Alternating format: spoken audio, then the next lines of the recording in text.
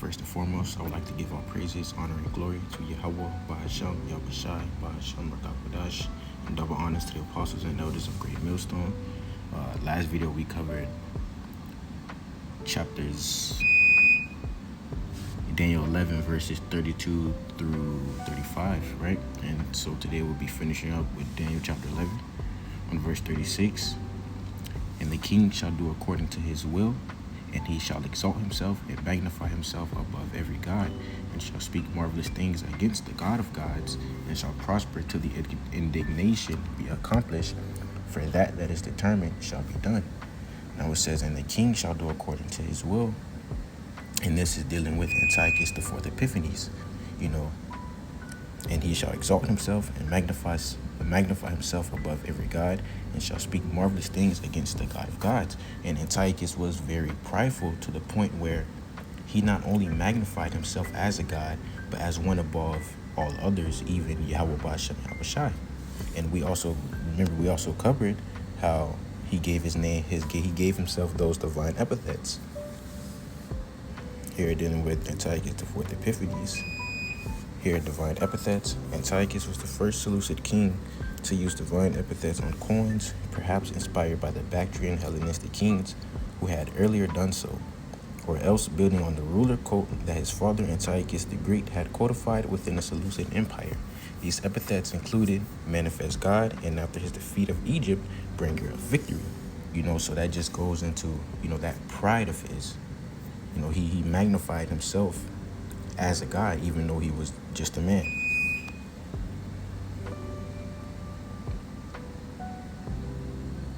And shall speak marvelous things against the God of gods. Right, and he spoke these marvelous things against the Most High, literally, but also by his actions. And shall prosper till the indignation be accomplished, for that is determined shall be done. And Antiochus was allowed to prosper till the indignation be accomplished because, that indignation was judgment from the Lord. He was angry with Israel, so he allowed Antiochus to prosper with his evil deeds against us. The Lord used Antiochus to take out his anger on us. So let's get that. Second Maccabees, chapter 5. In verse 17. And so haughty was Antiochus in mind that he considered not that the Lord was angry for a while for the sins of them that dwell in the city, and therefore his eye was not upon the place. For had they not been formerly wrapped in many sins, this man, as soon as he had come, had forthwith been scourged and put back from his presumption, as Heliodorus was, whom Seleucus the king sent to view the treasury. So Antiochus was able to prosper because the Lord was angry at us. Therefore, he took his eye away from Jerusalem, which is why Antiochus was able to come and do what he did. But if it wasn't for, those sins, the Lord would not have took his eye away from the place. And when Antiochus would have came, as we read, he would have got, that Heliodorus treatment.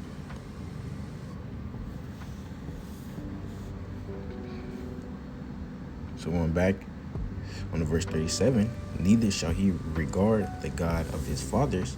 So he's not going to regard those Greek gods, nor the desire of women.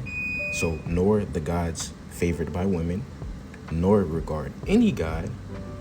So he's not going to regard any god. And why was that? For he shall magnify himself above all. So he felt that he himself was above all of them. But in his estate shall he honor the God of forces. Now this is dealing with the Roman god Jupiter, because when we look into the word forces,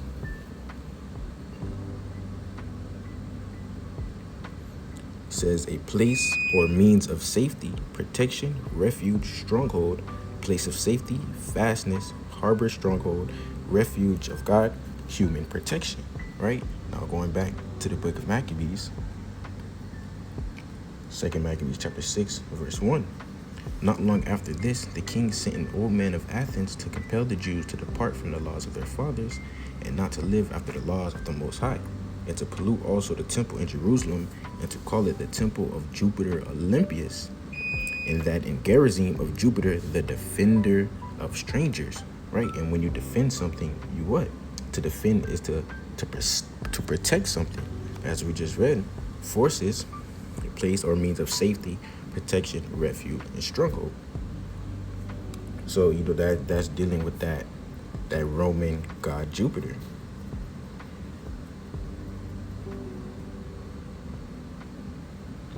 Verse 38. And a god whom his fathers knew not shall he honor with gold and silver and with precious stones and pleasant things. Right? And Jupiter was a god that Antiochus, his fathers, knew not, because what? As we said, it was a Roman god. His fathers were Greeks. And instead of Jupiter, the Greeks, they had Zeus. Verse 39. Thus shall he do in the most strongholds, right? Strongholds like Jerusalem, for example, among others. And as we just read here, and to pollute also the temple in Jerusalem, and to call it the temple of Jupiter Olympus, and that in Gerizim. So, Jupiter, Gerizim, these are examples of those strongholds, but there were others as well. That shall he do in the most strongholds with a strange god, whom he shall acknowledge and increase with glory, and he shall cause them to rule over many. And this was not just, dealing with Jupiter, but Antiochus caused all the gods that he favored to rule over many by forcing those under his rule to leave the gods that they worship and to come worship the ones that he had set up. Going back to 2 Maccabees chapter 6. Not long after this, the king sent an old man of Athens to compel the Jews to depart from the laws of their fathers and not to live after the laws of the Most High, and to pollute also the temple in Jerusalem and to call it the temple of Jupiter Olympus, and that in Gerizim of Jupiter, defender of strangers, as they did desire that dwelt in the place, the coming in of the mischief was sore and grievous to the people. For the temple was filled with riot and reveling by the Gentiles, who dallied with harlots and had to do with women within the circuit of the holy places, and besides that, brought in things that were not lawful. The altar also was filled with profane things, which the law forbiddeth. Neither was it lawful for a man to keep Sabbath days or ancient fasts, or to profess himself at all to be a Jew. And in the day of the king's birth, every month they were brought by bitter constraint to eat of the sacrifices, and when the fast of Bacchus, and Bacchus being another Roman god whose Greek equivalent being Dionysus, and when the fast of Bacchus was kept, the Jews were compelled to go in procession to Bacchus carrying ivy. So this is an example of how Antiochus, of how he caused these strange gods to rule over many. He forced us to worship them. And shall divide the land for gain. Right, and what Antiochus would do was give authority to different lands, that people paid him for, like we read about dealing with Menelaus. So that's how he would divide the land for gain. He would sell it off. Verse 40. And at the time of the end shall the king of the south push at him, king of the south being Ptolemy VI, and the king of the north shall come against him like a whirlwind with chariots and with horsemen and with many ships, and he shall enter into the countries and shall overflow and pass over. And the king of the north, obviously being Antiochus IV, right? And this here, the angel is basically recapping to Daniel the Sixth Syrian War that we went over before, and how Antiochus IV, he went against Ptolemy VI, how he went up into Egypt, so on and so forth. Now it says, and at the time of the end shall the king of the south push at him, right? And remember, Ptolemy VI and his regents, they pushed at Antiochus by trying to come and reclaim Kuwal Syria. And we could get that in the secular history.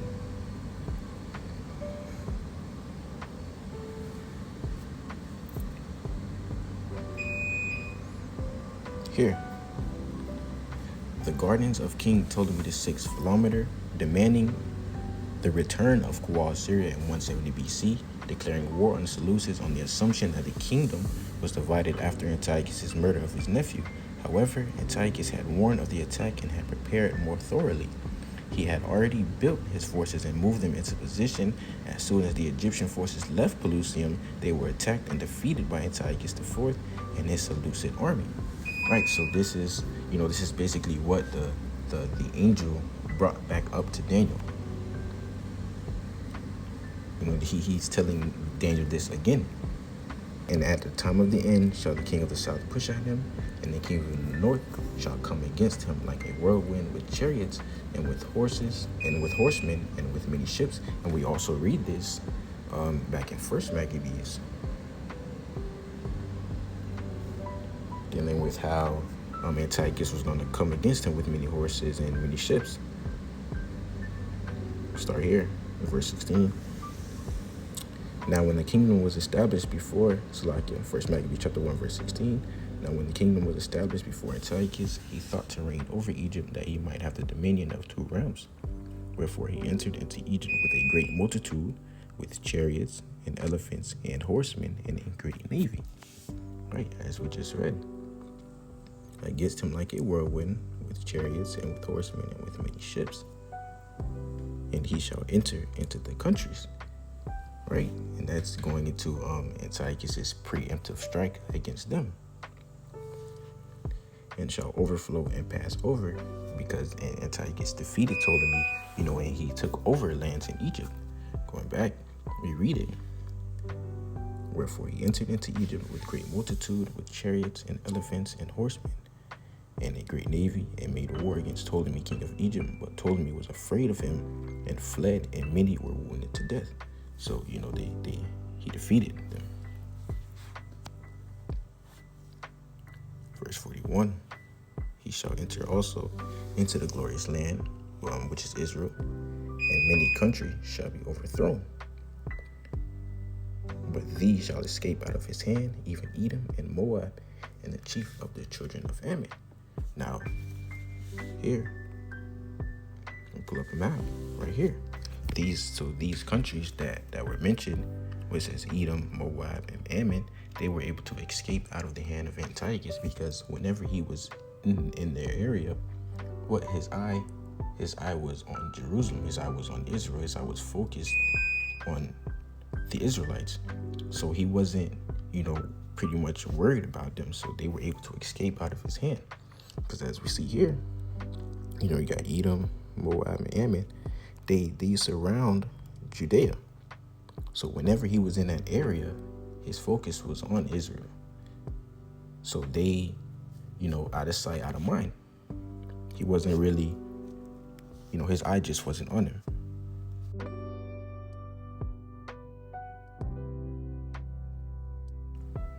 Verse 42, he shall stretch forth his hand also upon the countries, and the land of Egypt shall not escape. Right, because Antiochus took over lands in Egypt. We just read here, First Maccabees chapter 1 verse 19. Thus they got the strong cities in the land of Egypt. Right. Verse 43. But he shall have power over the treasures of gold and of silver, and over all the precious things of Egypt. Now going back, as we were just reading, thus they got the strong cities in the land of Egypt, and he took the spoils thereof. Right, so he the spoils thereof. So he had the power over their precious things, their spoils.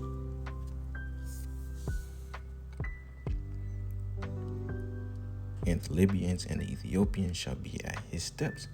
Right, so and these were lands in Egypt, which Antiochus just, he just conquered land from them. So now he had easy access to the lands of Libya and Ethiopia. Verse 44, but tidings out of the east and out of the north shall trouble him. Therefore he shall go forth with great fury to destroy and utterly to make away many. Dealing with how when Antiochus was in Egypt, there was a lot of commotion going on in Judea. And when this was told to Antiochus, he thought that Israel had revolted. He thought that there was a revolt in Israel, so he left Egypt with a furious mind and came and took his anger out on Israel. So let's read about that. Back in 2 Maccabees, chapter 5, start at verse 11. Now when this that was done came to the king's car, he thought that Judea had revolted, whereupon rebooting out of Egypt in a furious mind. What do we just read? but tidings out of the east and out of the north shall trouble him. Therefore he shall go forth with great fury. If fury is mine. He took this city by force of arms. So he came forth with great fury to do what? To destroy and utterly to make away many. We keep reading. And commanded his men of war not to spare such as they met, and to slay such as went up upon the houses. Thus there was killing of young men and old, making away. So we just read. And utterly to make away many, making away of men, women, and children, slaying of virgins and infants. So, right, he made a way of many.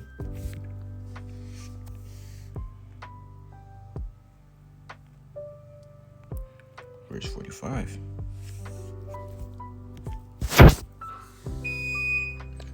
Wait, but also how it says, but tidings out of the east and out of the north shall trouble him. Right?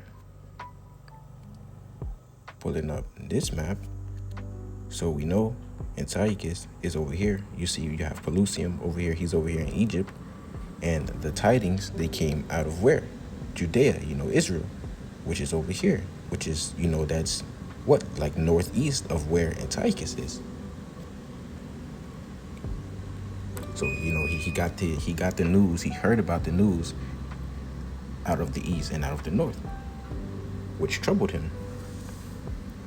Verse 45, and he shall plant the tabernacles of his palace between the seas and the glorious holy mountain, yet he shall come to his end, and none shall help him. Now it says, and he shall plant the tabernacles of his palace between the seas and the glorious holy mountain, right? And this is going into the dwelling place that Antiochus had made for himself in Bethsura or Bethzer, which is in Israel. Bethzer is in the mountain range of Israel between the Mediterranean Sea and the Dead Sea. Here we see that Bethzer or Bethsura. You got the Dead Sea and the Mediterranean Sea. So he made himself, he planted the tabernacles of his palace there. And we go back to First Maccabees, we can read about how he made that place his. 6, start at verse 5. Moreover, there came one who brought him tidings into Persia that the armies which went against the land of Judea were put to flight, and that Lysias, who went forth first with a great power, was driven away of the Jews, and that they were made strong by the armor and power and store of spoils which they had gotten of the armies whom they had destroyed. Also that they had pulled down the abomination which he had set up upon the altar in Jerusalem, and that they had compassed about the sanctuary with high walls as before, and his city Bethsura. So, Antiochus, he had made that, where it says he's planted the tabernacles of his palace there. Yet he shall come to his end, and none shall help him. Meaning he was going to die, and no one would be able, to help him. And we read about his death in the book of 2 Maccabees chapter 9, and what the Lord did. He smote Antiochus with a plague, a disease. Start at verse 4. Then swelling with anger, he thought, 2 Maccabees chapter 9, verse 4, then swelling with anger, he thought to avenge upon the Jews the disgrace done unto him by those that made him flee. Therefore commanded he his chariot men to drive without ceasing, and to dispatch the journey, the judgment of the Most High, now following him. For he had spoken proudly in this sort, that he would come to Jerusalem and make it a common burying place of the Jews. Right? So this is what he was coming to do. He was pretty much coming to completely destroy Jerusalem. But the Lord Almighty, the power of Israel, smote him with an incurable and invisible plague, where as soon as he had spoken these words, a pain of the bowels that was remediless, without remedy, meaning. So let's search up the word remedy real quick.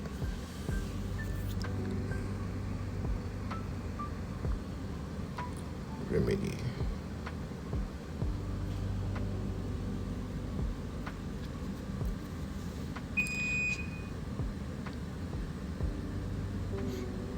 I guess we can get it here. something is not susceptible to being corrected or improved, it is incurable or irreparable. Let's get synonyms.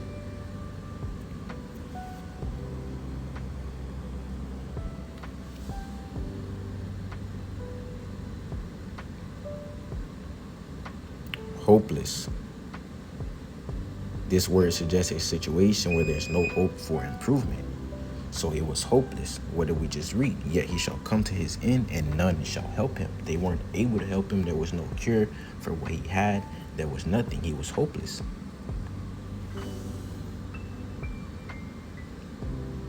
Or as soon as he had spoken these words, a pain of the bowels that was remediless came upon him, and sore torments of the inner parts. And that most justly, for he had tormented other men's bowels with many and strange torments, howbeit he nothing at all ceased from his bragging, but still was filled with pride, breathing out fire in his rage against the Jews, and commanding to haste the journey. But it came to pass that he fell down from his chariot, carried violently, so that having a sore fall, all the members of his body were much pain. And thus he that a little afore thought he might command the waves of the sea, so proud was he beyond the condition of man, right? Because he magnified himself, Salakia, he magnified himself as a god, something above man. And weighed the high mountains in a balance, was now cast on the ground, and carried in an horse litter, showing forth unto all the manifest power of the Most High. The manifest power of a true God. So that the worms rose up out of the body of this wicked man, and a whiles he lived in sorrow and pain, his flesh fell away, and the filthiness of his smell was noisome to all his army. And the man that thought a little afore he could reach to the stars of heaven, no man could endure the carry for his intolerable stink. Right, so they weren't even able to help him in that sense, because he was so stink, they couldn't even endure to carry him. Now, let's jump down to verse 28 here. Thus the murderer and blasphemer, having suffered most grievously, as he entered other men, as he entreated other men, so died he a miserable death in a strange country in the mountains. Right, and we just showed what that strange country in the mountains was. That was Betzur, and it was strange because he came and pretty much made that place a place for him to dwell. It wasn't, he wasn't from there or anything, so it was a strange place unto him. And it says in the mountains, as we read, the seas in the glorious holy mountain, is the mountain range of Israel. All right, so, that's it dealing with Daniel chapter 11. And with that being said, I would like once more to give all praises, honor, and glory to Yahweh, Ba'asham, Yahushai, Ba'asham, Rakabodash, and double honors to the apostles and elders of Great Millstone, and shalom to the hopeful elect.